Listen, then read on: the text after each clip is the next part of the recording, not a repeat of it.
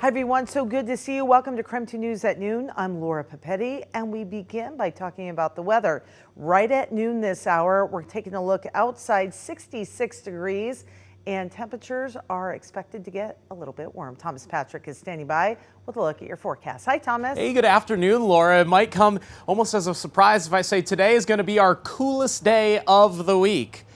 Definitely doesn't feel anything cool, especially with that sunshine, finding plenty of purchase in the sky, at least at the moment. I think there's some decent high-level cumulus clouds outside our outdoor weather center, so that is a very comfy, well, it was 66 last hour, just jumped up to 70 now for noon, 69 in Coeur d'Alene. Absolutely picture perfect at the moment, but there is going to be some cloud cover at play. Watching an extremely weak disturbance just drifting from west to east across the Pacific Northwest, so I do think the cloud cover, another layer will slide on through. Will we have rain chances? The answer is really no, because while there is some minor sprinkles over the west side of the state, the chance it reaches eastern Washington is almost zero. We're talking like 2 to 3% chance of sprinkles at most.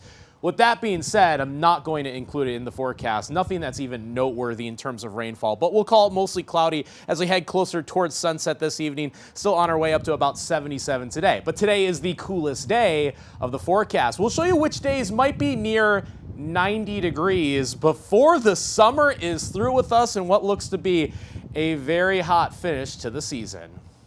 All right, my friend, thank you. People at the Spokane City Council meeting yesterday told the council they are not happy about their plans to censure the mayor. Nicole Hernandez telling us what was said at the meeting. So during the public comment section of Spokane City Council meeting yesterday, people got up to support Spokane Mayor Nadine Woodward and defend the event that she was going to. Take a listen. The Spokane City Council are nothing but short of communist jackals. Why are you condemning good? The ones who are politicizing the event are you guys. There was no hate. There was no racial aspect. The mayor was in good faith. So Mayor Woodward went to a religious event a few days after the Oregon Road fire sparked. She ended up on stage with self-proclaimed Christian nationalist and former state representative Matt Shea. Some people in the community were upset about her appearance at the event, including some members of City Council. Council members Betsy Wilkerson and Zach Zapone say they're planning on starting a resolution that would censure the mayor. When we talked to Zapone last week, he said that would be a strong, formal warning that what Mayor Woodward did was not okay. We've heard from members of our community daily at this point that are still upset about what happened and think that it is inappropriate, and it is inappropriate. So as of yesterday's meeting, Zapone and Wilkerson had not brought the resolution to the full council, and we don't know when they're planning on doing that yet. But when they do, the resolution will then go through a committee, and then the full council can take a vote. In Spokane, Nicole Hernandez, KREM 2 News. A judge in Whitman County issued a temporary restraining order against the Pac-12 conference. This comes after Washington State and Oregon State universities filed a lawsuit against the Pac-12. The lawsuit was filed to stop the departing schools from making decisions on behalf of the conference. The temporary restraining order stops members from meeting until the court can decide who is indeed allowed to be on that board. During Monday's hearing, representatives from OSU, WSU, and the Pac-12 presented arguments on that restraining order. One attorney said the restraining order serves as emergency relief to prevent the breach of the Pac-12 bylaws. Since the schools left the Pac-12, they can no longer make decisions on behalf of the conference and the future of that conference. It's been very clear for the last 14 months that members who announce they're leaving the conference and joining competitors can no longer participate on the board or make decisions on behalf of the conference.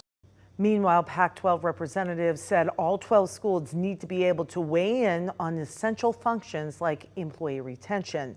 They went on to say that it is a mischaracterization that the Pac-12 wants to amend the conference bylaws. Instead, they say they are aiming to prevent a 10 versus 2 situation within conference members. 12:05 right now, happening tomorrow. The man accused of murdering a family of 4 in Kellogg is expected back in court. Prosecutors say 31-year-old Major John Kaylors admitted to shooting and killing his 4 neighbors back in June after he accused the oldest son in the family of lewd conduct in front of Kaylors' young children. Kaylor is in court tomorrow for his arraignment, which means he could enter a plea at that time. Prosecutors have taken the death penalty off the table in this particular case, so if convicted, Kaylor could face up to life in prison. His hearing starts at 10 o'clock tomorrow morning.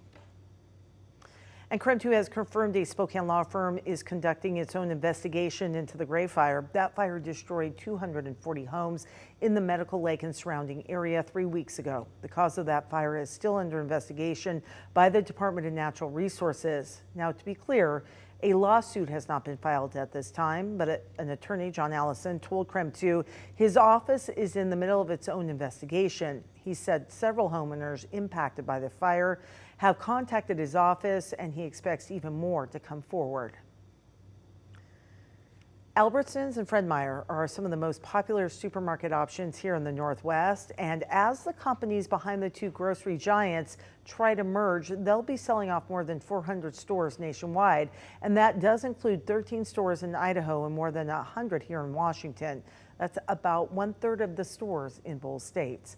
The nearly $25 billion deal between Fred Meyer's parent company Kroger and Boise-based Albertsons was announced last year. To get it done, more than 400 Kroger and Albertsons stores, along with a few private label brands, will be sold to a wholesale grocery supply chain that runs grocery stores in the Midwest and the Carolinas. You've got the FTC, who's sitting out there, the Federal Trade Commission, that is looking at mergers and acquisitions and making decisions about whether they want to try and block those mergers and acquisitions.